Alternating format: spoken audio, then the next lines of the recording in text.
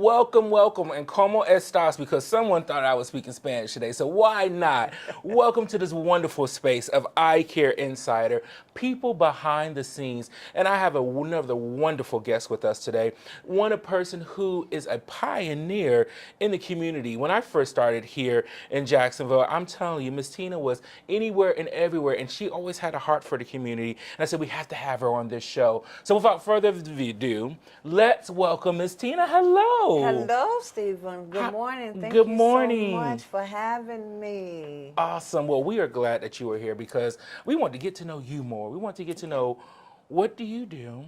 How do you impact the community? And what is it that you see long term? But before we do that, we got to get to know you. So tell us a little bit about yourself. Okay, well, my name is Tina Feggans. I do consider myself as a community worker, and some of my leaders recognize me as boots on the ground. All right. So I've been in the Jacksonville community for 30 years, and I've been boots on the ground, hands-on for almost 30 years, let's say that. I'm a former supervisor of election precinct manager, 23 years with the supervisor of election, which gave me access to the community as an advocate for voting. And in 2019, I was diagnosed with cancer. And I did everything that I could coming towards 2019 so that I would never have cancer. However, that unfortunate day came when I was diagnosed with cancer. And that just set my world, it just changed my world completely. But I'm here, 6 years cancer-free, and I have been sharing my story and also trying to bring awareness to not just the community, but to all of my friends here, there, Washington, D.C., at home, Maryland, and everywhere. Anybody that will listen to me wanted to share my awareness and what I went through with my diagnosis.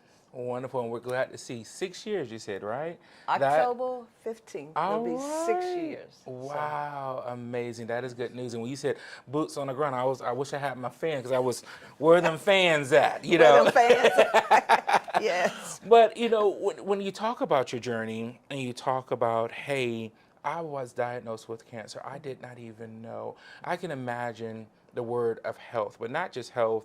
What does good health look like for you, for our community? What does accessibility look like for you in our community? When you think of those words, what does that look like, both from the professional side and personal side? Well, from the personal side, I just want to educate everybody that I come in contact with, bring awareness to them about prevention and intervention. Just because you get a cancer diagnosis, it does not mean death. And there are prevention, intervention that will help and allow you to be alive like I am. Yes. 6 years. Yes, I love it. And professionally, I think that the most important thing is to bring awareness to whatever space you are allowed to, bring awareness of the prevention and intervention and what you can do to be alive like I am. Wow, wow. Go ahead. No, you share. I love it. In my journey, there I have met so many people. I remember when I started my treatments, some ladies that was with me that started the journey too, but they dropped off, and it saddened me. And when contacting them, each one of them had a different story, but that story is what ignited me to become an advocate. One told me, Stephen, that she didn't have the insurance, that the only thing she had to do now was to wait for them to call her so that she could go forward in her treatments. Wow. The other one, it was unfortunate, that same space, she didn't have insurance either. And that is something that resonated with my heart, my soul, and everything, because I know that I kept going forward and they were standing still. And my journey was, I say it was easy, but it wasn't easy. But the part that really saddened me more than anything is that I couldn't bring these women along with me so that we all could go on the same path with the same journey, because we were fighting basically the same. We were fighting a disease of cancer. Yes. Yes. And even though it was maybe, she maybe had breast cancer, I had endometrial, cervical, and this one may have had colon cancer. So it was different. It was different, but it still was cancer. Yeah. It was something that could have been prevented if the medicine and the journey with them could have gone forward instead of them standing still. It was, it was just something that opened my eyes, and that is what made me to get more involved with my personal life as well as professional, because I did also meet people after I finished eradicating my cancer that had had cancer and didn't even know that they had had cancer. Wow. But with awareness and with what I could share with them and what their doctors shared with them, they were able to start their journey to recovery as I did. Wow. And I kind of lead into my other question I was going to ask, because you took us, on a journey. You took us from, hey, how you started in running career, Right. maybe on the election side, things of that nature. And then you're like, hey, because of what affected me, now I'm doing advocacy work. When was that light that says, okay, hey, this is more than just helping or doing. This is more of the light bulb. This is more than just a job. Well, when I was introduced to the participants in the prostate cancer group with iCCaRE, each one of them had a different story. Some of the things that they had gone through was sort of like what I went through, but they had a prostate and I had cervical. However, it still was the same. It still, we were going on the same journey. But they did not know some of the resources that I had or that I knew. And once I was able to share my resources with them and see the light that came on in them from them getting this information, that is what made me decide that this is just not a job. This is our lives. Yes. This is life. And, it has been a journey, but it's been a great journey. When you talk about team, the participants and I have been the team. And I just feel so fortunate that they trusted me. They, as we went on, they trusted me enough to, when they got sick, when they had a bad or low PSA, or when they themselves went in and had prostate cancer surgery themselves. They trusted me enough. We had built that rapport enough. And I had showed them the love and the concern that I had, because I myself was a former cancer patient. And they trusted me enough for that. And I sit here today, Stephen, and I tell you, it has been a great journey. I am thankful for the opportunity. The participants and I have been the team. We have, I've learned so much from them. Personally, I have literally I know that some of the resources that we have or that I have been introduced to at the American Legion Post are it's not enough. It's not enough. When we talk about healthy, some of these guys, just because they are veterans, don't mean that they're millionaires. Yeah. It doesn't mean that they have all the money or the resources that they need for them to stay healthy. I can tell you about so much. I can tell you about one of my participants that was healthy. Yeah. He even steered the book club, and he himself had to go through the pain of getting the diagnosis that he had to have prostate cancer himself. Well, I am here to tell you that he have had his surgery. Mm-hmm. He's up. He's well. I met him Saturday at Sam's, and his wife was in getting things that they needed, but I was able to give him fresh vegetables, Yes. fruit, Yes. even meat, and even other things, toiletries, some things that I didn't know. He may not have needed it, but I had it, and I felt that this was something that they needed. He was more, and then his wife came out with the other things that they had, and they were more than appreciative. And this is not the first time that I had shared things with them. And it just, I mean, his face just lit up, and her face did too. And as I said, one of the most rewarding things in this whole journey of mine is for the wives to trust me, to trust me enough. You know, this day and time we have everything, so much going on. Yeah. But for the wives to engage when I would call the participants for some reason, for a meeting or whatever, the wives would engage themselves. And I just had a smooth transition with them. I have had a ball being, it's just that it's not enough. It's not enough resources for them. We need more resources. I'm just day by day taking this journey with one of the participants.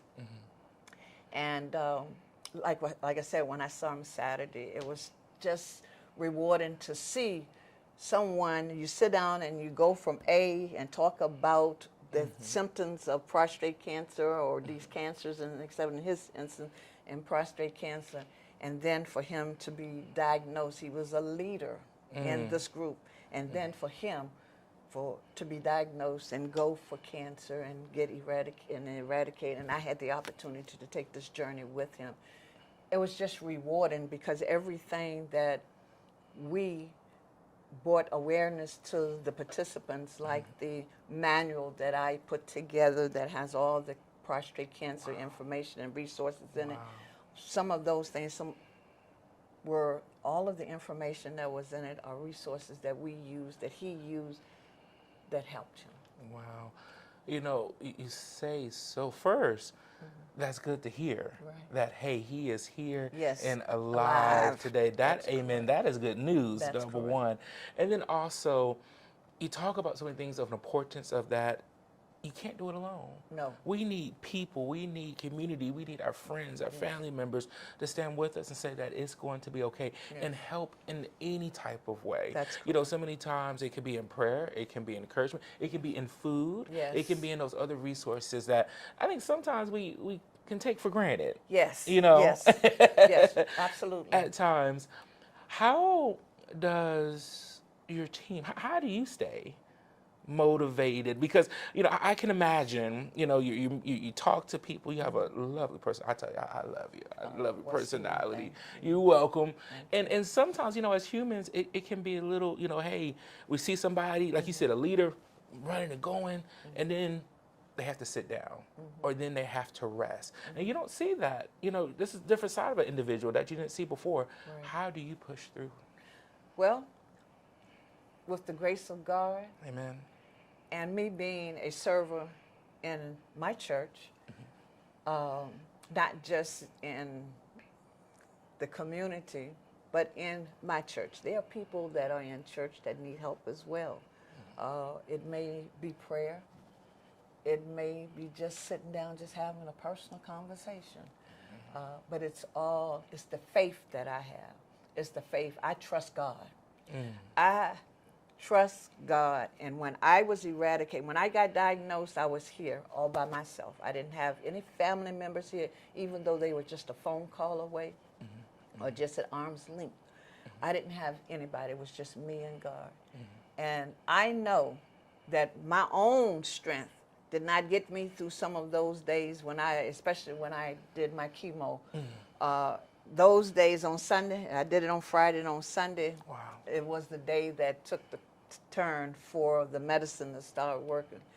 And it had to be a higher being that was there with me at all times, because I was weak sometimes I couldn't even.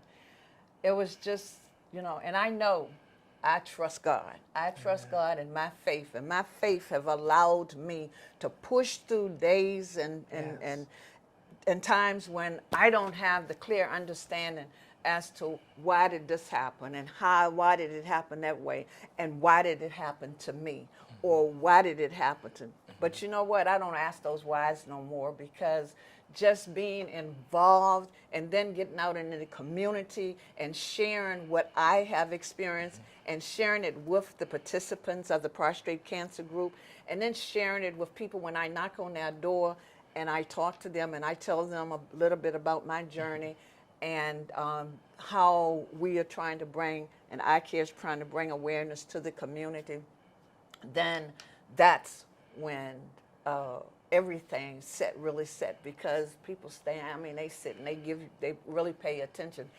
And I just thank God for the exposure, for the opportunity to interact with a group of men, even though it's prostrate for them and it was endometriosis for me, it's still cancer. Yeah. And with us putting all of our knowledge together, I think in the end, and I think down the line, I think there's going to be more resources and more medicine, more scientific research will have happen, and we will have more medicine, we'll have better procedures, we'll have more of everything, and we'll have more healthy people. Oh, yes. You know, when we take ourselves out of the equation and be a blessing and help someone, just imagine we all did that, how much healing can actually come back to us if we do those things. Stephen, you know, and I must say, in order for me to even try to share something such as cancer with you, it first have to be in your heart, and it has to align with what you feel here as well. You have to trust. Yeah. And then the person that you're trying to bring the awareness to, they have to trust you. And then you have to trust each other. And then you have to go down this path and you have to see. Yeah. And then when you see that, yes, what you both felt that would work and how you did, it worked. And look at the results. Wow, wow.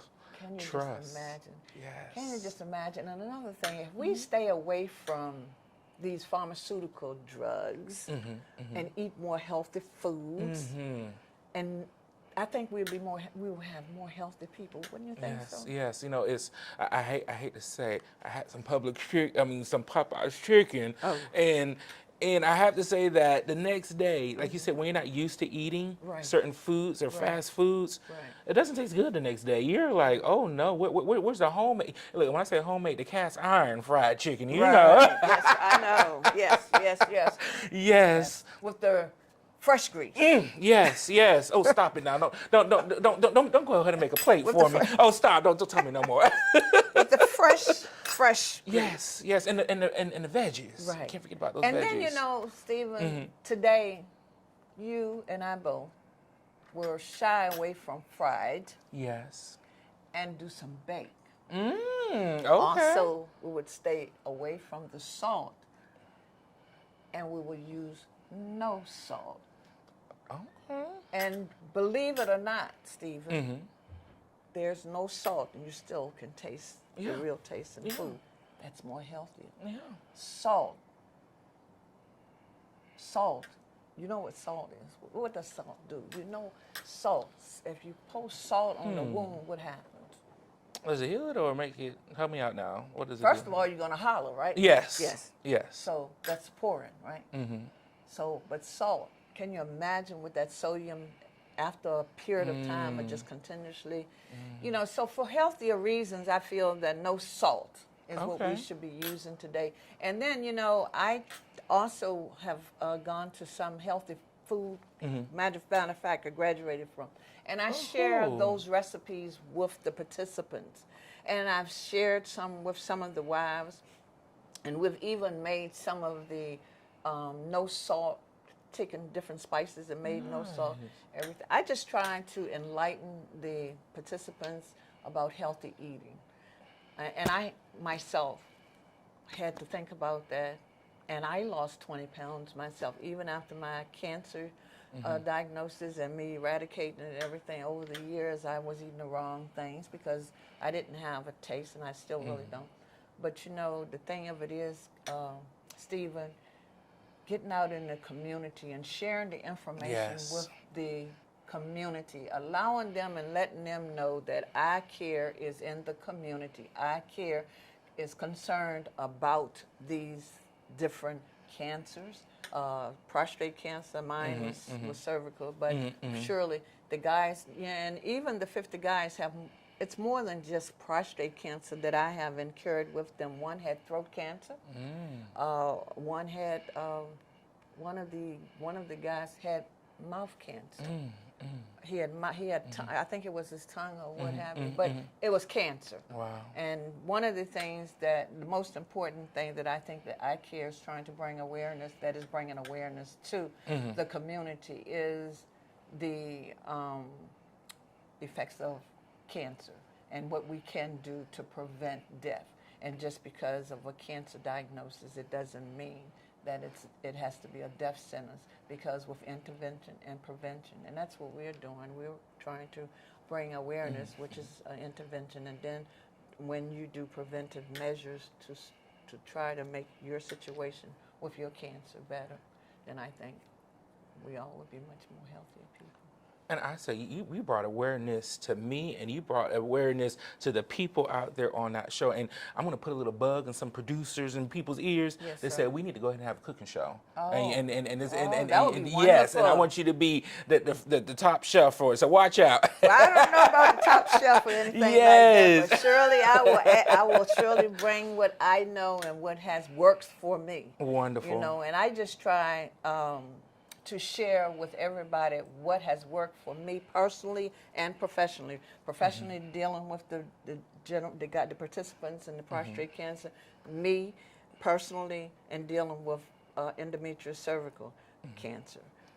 It's been a journey, but it's a journey that I want to continue on in advocacy. I don't want my cancer to come back, and I understand that the first 5 years after you have been diagnosed is the most important.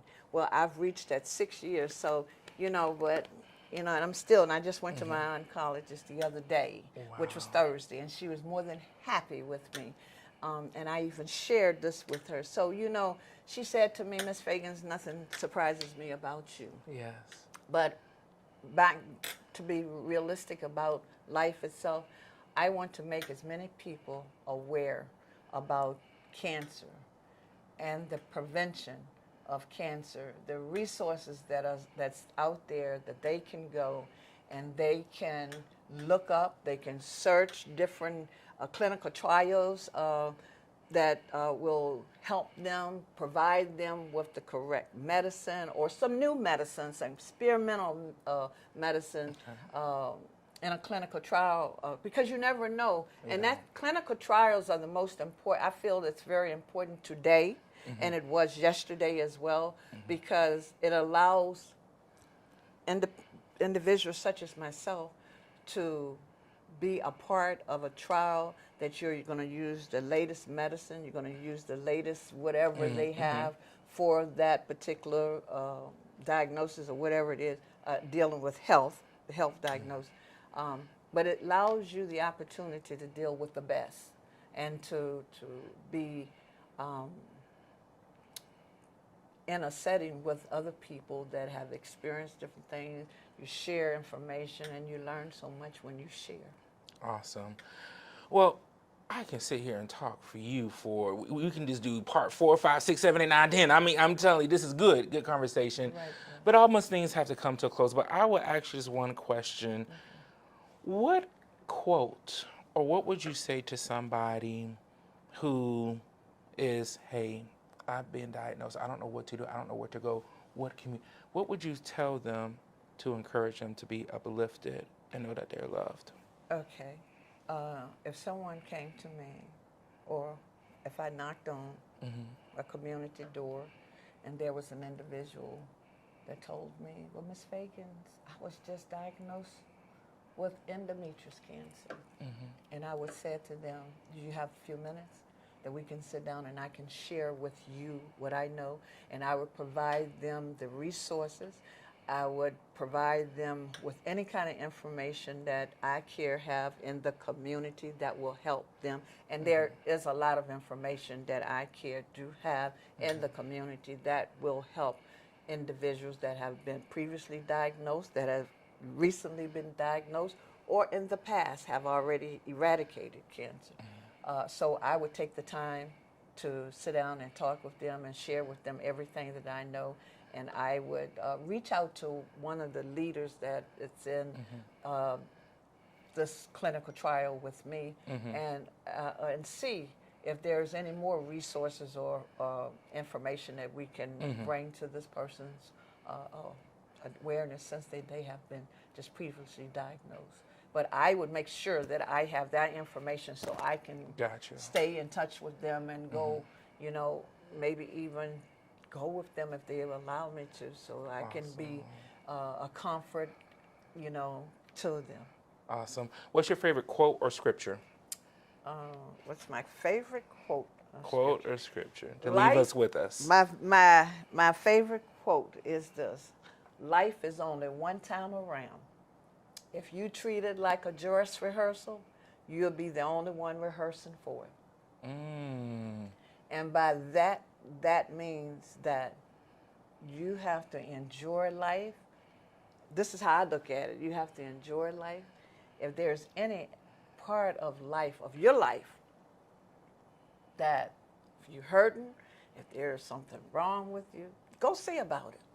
Don't sit back and say, oh, and continuously complain about it. Go and do something about it. Wow. Because doing something about it can prevent you from down the line becoming, well, if you don't do anything about it, either you're going to live or either you're going to die. So you have a choice. And my choice would be for anyone is to live, and that is to follow me. Let me help you. Let me see what we can do to help you. All right. Eradicate, you know, it'll be a much more, at least it's somebody that has already eradicated cancer, that knows what they have gone through, not necessarily meaning what that person is going to go through, but at least you can help them, you can comfort them, you can let them know that just keep the faith, and we're in this together, that they're not in it by themselves. All right, I love it. Keep the faith. You are not in this by yourselves, and you have wonderful people like Tina who is here to help you along the journey. Thank you so much for your time. We look forward to seeing you again, and you have a great day. Bye-bye. Bye-bye. Now, one thing that y'all...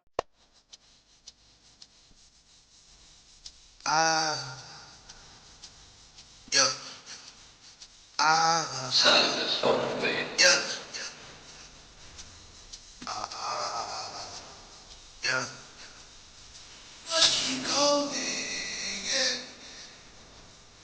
Must keep going, yeah. Must keep going, yeah. I go.